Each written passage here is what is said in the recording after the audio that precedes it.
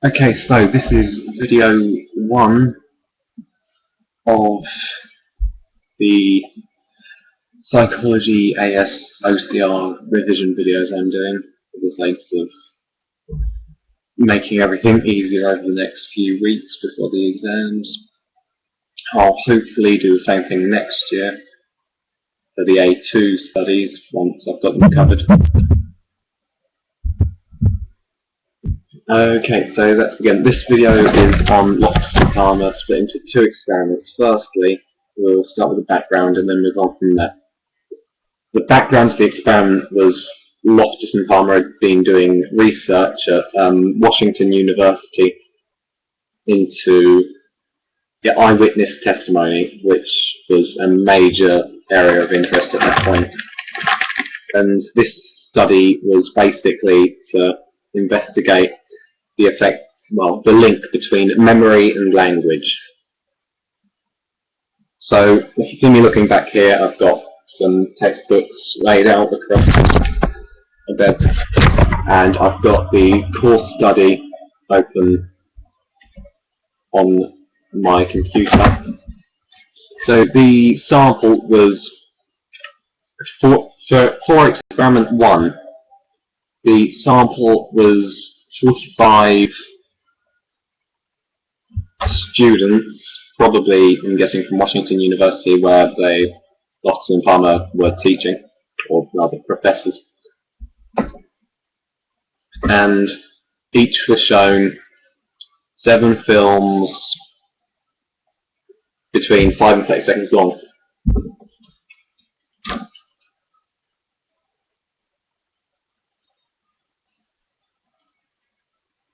The films all showed recreated crashes borrowed from the Evergreen Safety Council and Seattle Police Department.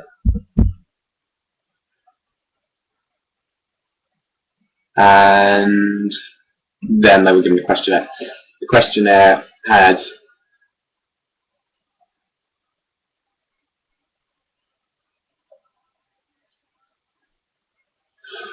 sorry, I'm a bit frazzled at the moment.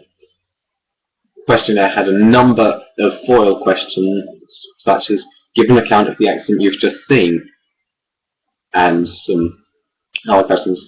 But then there were 5 conditions, each using a different verb. 9 subjects in each condition, and they were about how fast were the cars going when they either hit, smashed, collided, bumped, or contacted each other. Each group of subjects was shown the films in a different order, although that probably won't be tested. It will be useful if you want to mention counterbalancing in terms of different conditions. Each group took part in the experiment under independent measures, so there were no, there was less, I should say, chance of demand characteristics.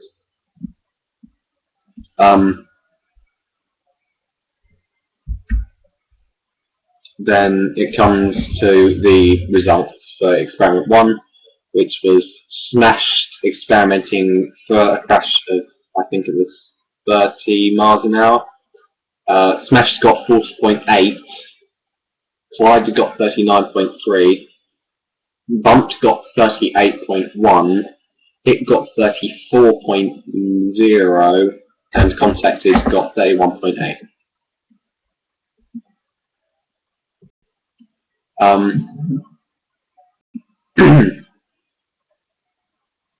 As you can tell, these costs are just applied to time.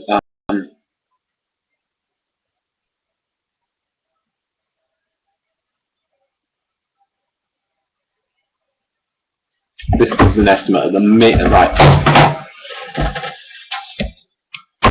Though the data was estimates of the subjects of the mean speed of the 4 films,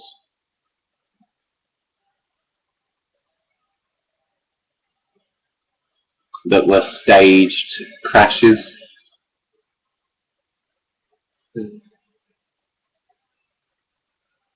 one at 20, one at 30, and two of them at 40 miles an hour.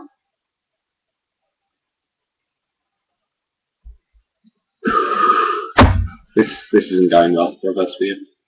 Anyway, so the sort of conclusions from that experiment were that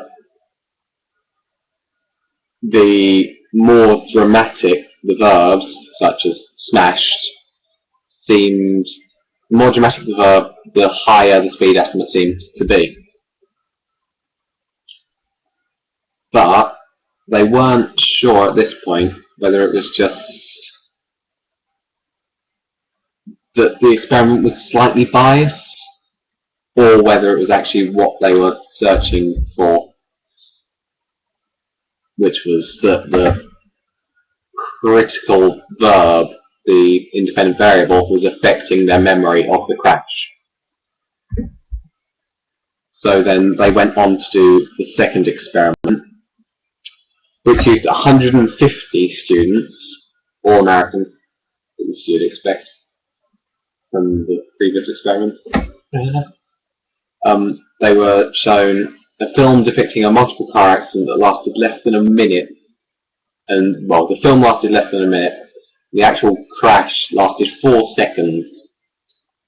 And then they were given a questionnaire. And then in the questionnaire there was a critical question, but this wasn't what was really investigated as such. 50 were given a questionnaire asking about how fast were the cars going when they smashed into each other, which was the one that produced the highest speed estimates in experiment 1, and another 50 got a question asking about how fast the cars were going when they hit each other, which got the lowest speed estimate, I think. If I just check that, it got the second lowest at 34, and smashed got the highest at 40.8 miles an hour. Anyway, and then 50 participants got no critical question on that particular questionnaire. Then, 1 week later, the subjects were asked to return to the testing thing without seeing the film again, and were asked whether they saw any broken glass in the experiment in a list of 10 questions.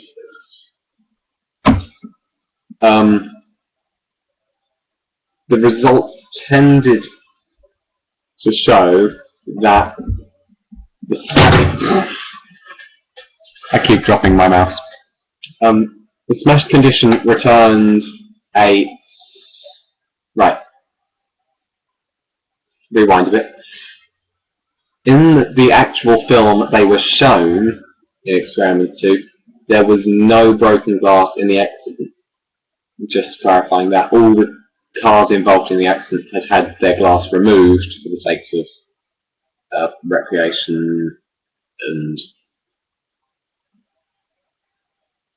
safety and stuff.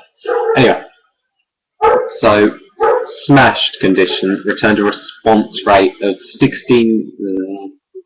In the smashed condition, 16 people responded with a yes to whether they had seen broken glass, whereas 34 said they hadn't. That's significantly more than you would find in the control, where surprisingly 6 people said they did and 44 people said they didn't. In the hit condition, 7 people said they saw broken glass and 43 said they didn't. This suggested to Loftus and Palmer that it was that the critical question, the verb used in the critical question, was in fact changing the memory, and it wasn't just response bias like they had sort of pondered after the first experiment. And they used this to form the system by which memory is comprised of 3 separate sections. You have schemata, which are basically things you associate with certain things. Like if you think of a crash, you might think of broken glass, which explains the 6 people in the control condition saying yes that they had seen broken glass. So that's schemata. Then you see information received information received during the accident, which is what they actually saw during the film. i.e. no broken glass, but the cars crashed into each other, basically. That was this is the memory they got from the event. And then the third aspect of memory they suggested was information received after. So this would be the leading questions. They're smashed and they're hit and they're bumped and they're contacted and they're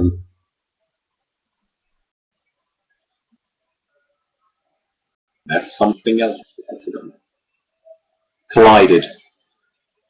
And that is basically that study in a nutshell. Although there's probably a lot of stuff missed out and a lot of stuff extra I should have cut out. But yeah, that should be Loftus and Palmer for you. That's one.